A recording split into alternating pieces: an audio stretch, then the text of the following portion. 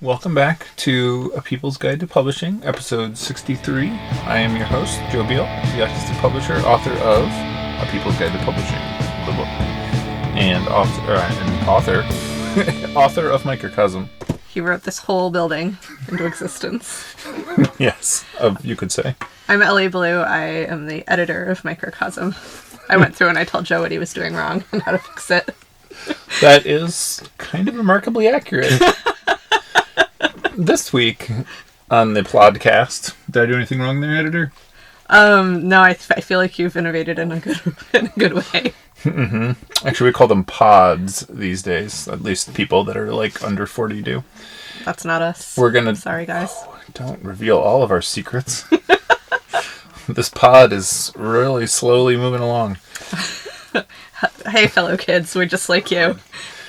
We are going to talk about why a publisher makes a new edition this week.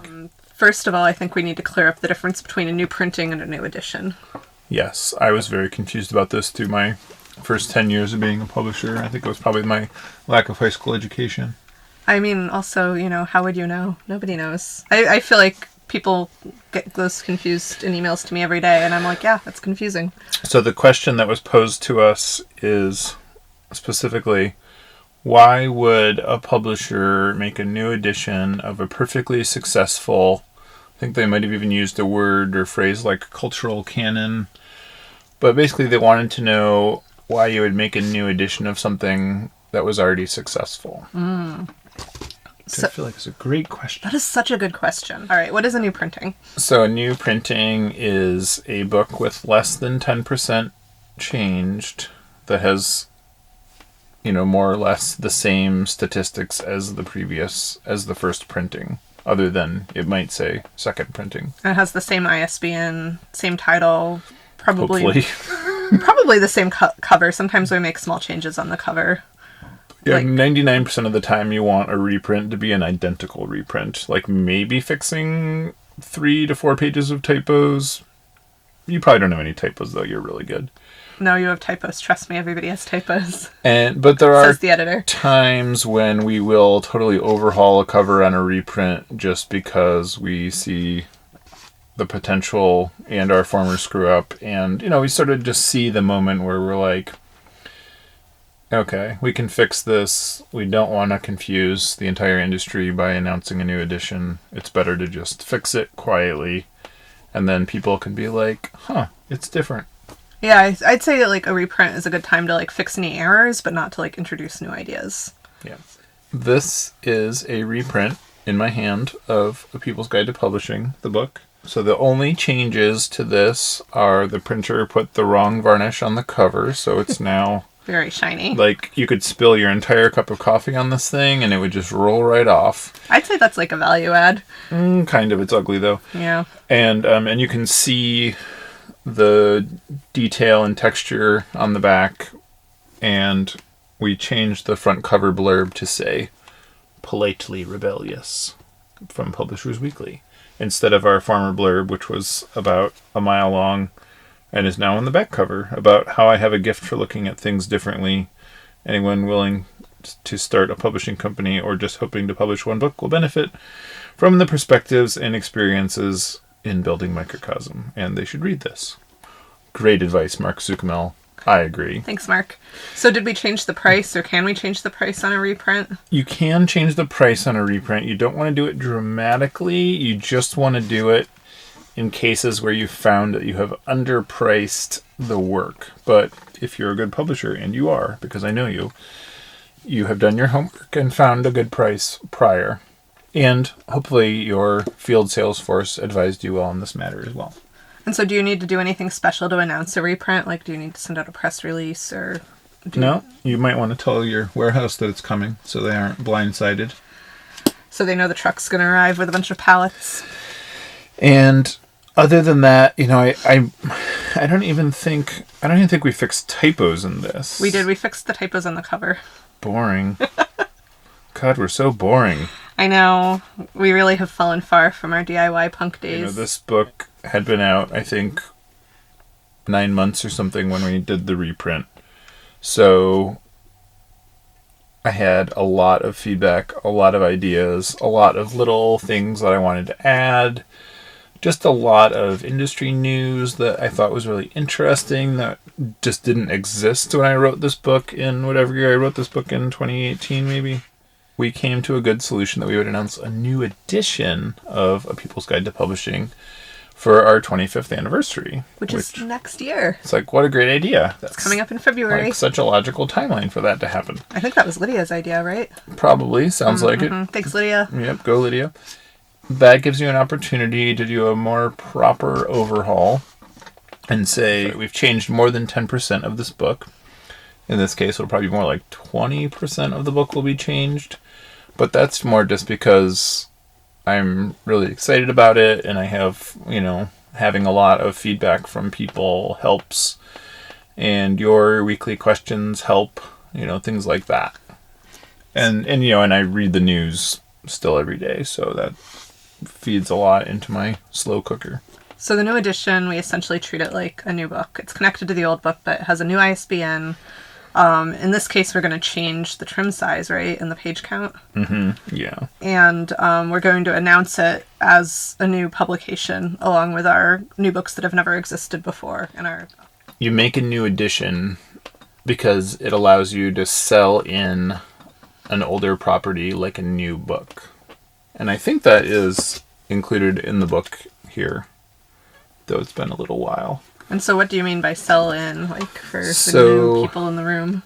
When you make a book, and you do it correctly, you have a sales force, and they approach, there's about 10,000 brick and mortar retailers that sell books in the United States. That's a rough estimate.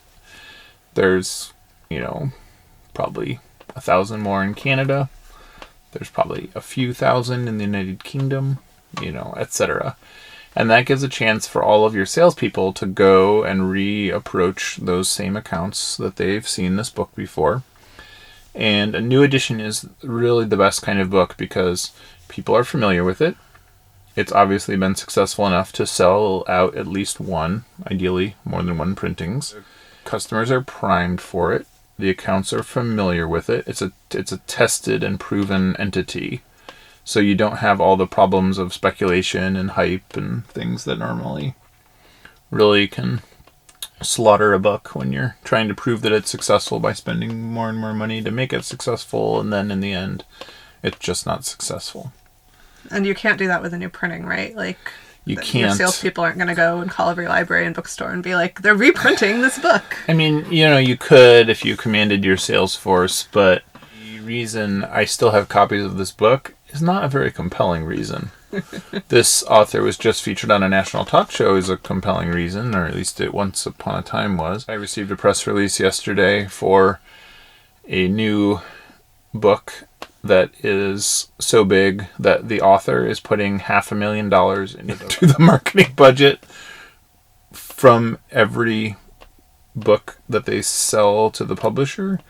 I've never seen such a thing before. That boggles my mind. And then the publisher is launching an entirely new imprint for this. It was really, really fascinating. And the reason for this is because that, for a major publisher, which this is, that is the kind of hype machine that you need to get people's attention. If you have enough money, you can just kind of saturate the world with enough copies of stuff.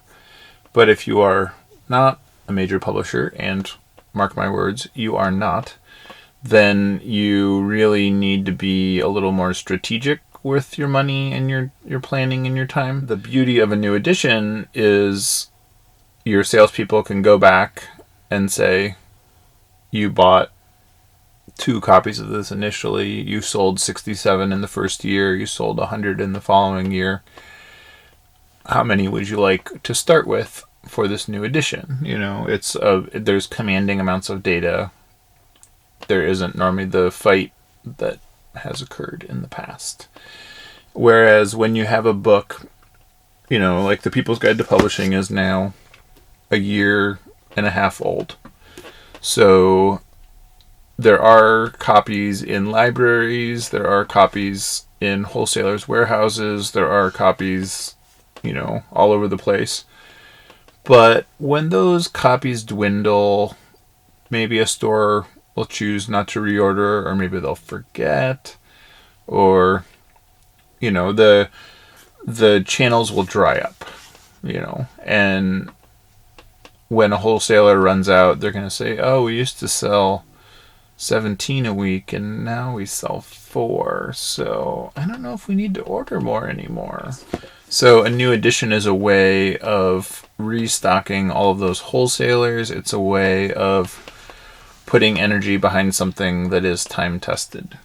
I would say one more reason to do a new edition instead of a new printing is when your book is like, when the contents aren't evergreen. Say it's a guidebook or a textbook about a constantly changing business like publishing. Potential buyers are going to look at or at least I look at the copyright date, and if it's like 2011, I'm like, eh.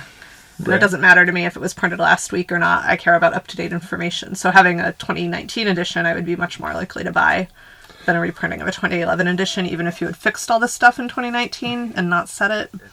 Publishing doesn't actually change. The best books about publishing that I read were published in the 90s and had the most accurate information, honestly. If the college is looking to assign a textbook, like, they might assign the older book if it's good, but they might also be looking for the newest book. You know, we published a book about New York City.